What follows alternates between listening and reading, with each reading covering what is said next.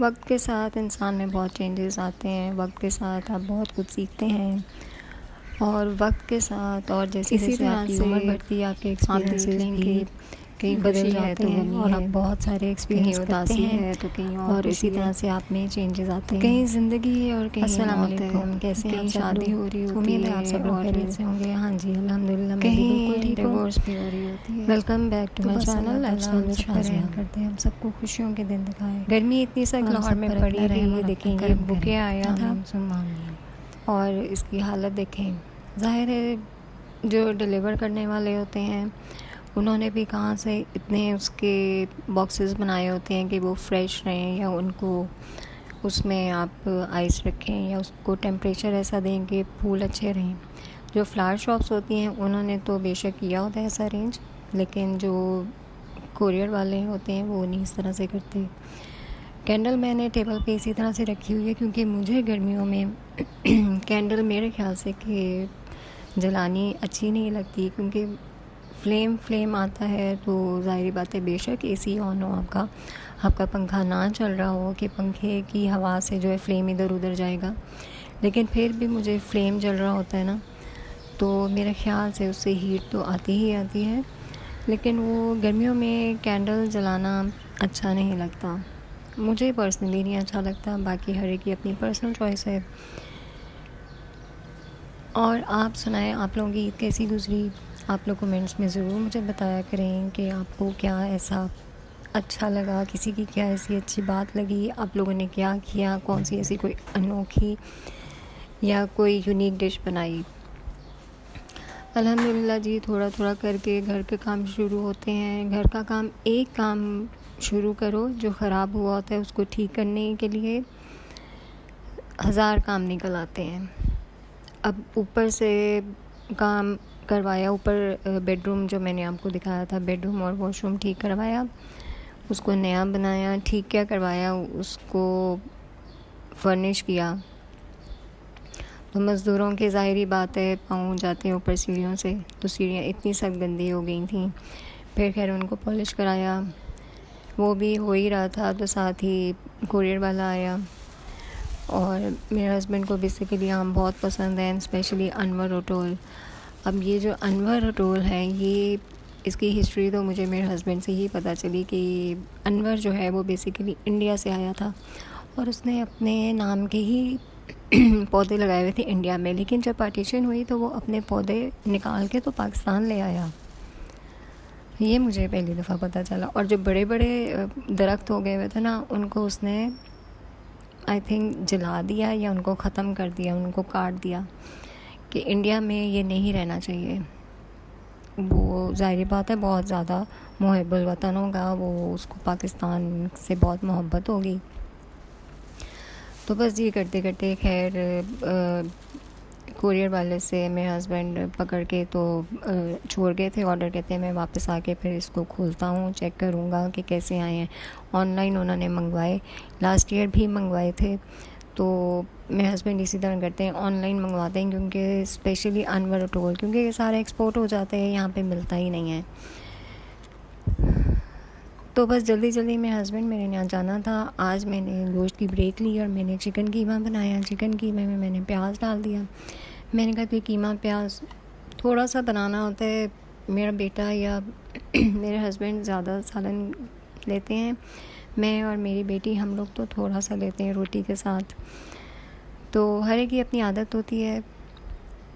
मर्द हजरात मेरे ख्याल से शायद ज़्यादा रोटी के साथ सालन खाते हैं, लेकिन ऐसी भी कोई बात नहीं है, कुछ फ़ीमेल्स भी होती हैं वो भी ज़्यादा ही लेती हैं सालन, और हर एक की अपनी शायद ये आदत होती है, इसमें मैं कुछ नहीं कह सकती।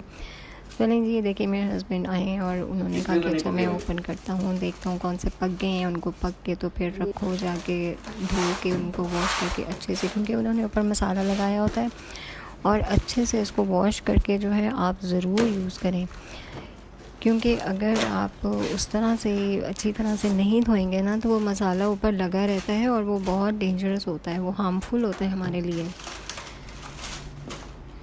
तो अब ये इस साइड पे तो ये लाउंज में एसी चल रहा था, तो मेरे हस्बैंड ने कहा कि इसको गर्म जगह पे रख कर आओ। तो अब मैं ऊपर वाली मंजिल पे अपर स्टोरी में फिर मैं रख कर आऊँगी ये सारे डब्बे, बॉक्सेस और एक क्रेट।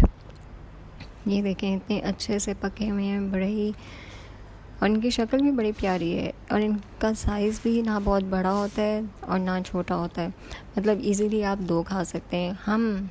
मैं और मेरी बेटी, हम फीमेल्स तो यही कर सकते हैं, 2 खा लेते हैं या 3 खा लेते हैं, लेकिन माशाल्लाह फिर मर्द जो होते हैं फिर, और जिनका फेवरेट हो आम, वो तो फिर ज़्यादा ही पसंद करते हैं। खैर इनको मैं वॉश करके अच्छे से फ्रिज में रख दूँगी ताकि ठंडे हो जाएं और फिर हम इसको एंजॉय करेंगे।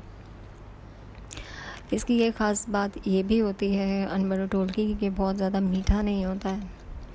और आज तो देखें ना मेरे साथ क्या ट्रेजेडी हुई। मैं आइस कॉफ़ी बनाने लगी अपने लिए, कोल्ड कॉफ़ी।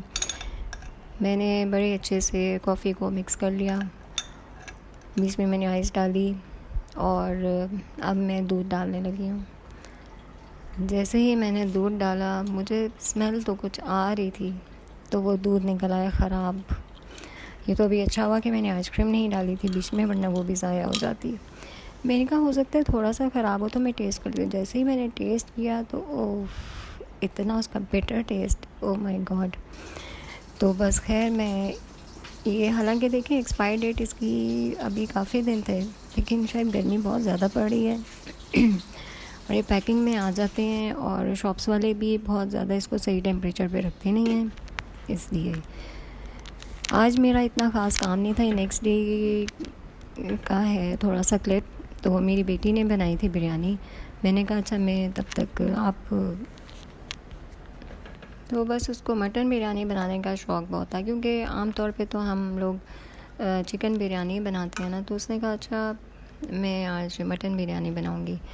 तो मैंने ये हिसाब लगाया, मैंने हिसाब क्या लगाया, बल्कि मेरी ये सोच है कि मटन पुलाव अच्छा लगता है और चिकन बिरयानी अच्छी लगती है। मतलब बिरयानी हो तो चिकन बिरयानी हो, और अगर पुलाव बनाना है तो बीफ का या मटन का, क्योंकि जो वो बीफ और मटन का जो यखनी का जो फ्लेवर आता है ना चावलों में, तो वो बहुत मज़े का आता है। तो बस जी ये अल्हम्दुलिल्लाह देखें माशाल्लाह से मैंगोज़ कितने प्यारे लग रहे हैं और इतना अच्छे पक गए हैं, इतना अच्छा कलर उनका आया है, और ये टेस्ट में भी बड़े ही मज़ेदार हैं।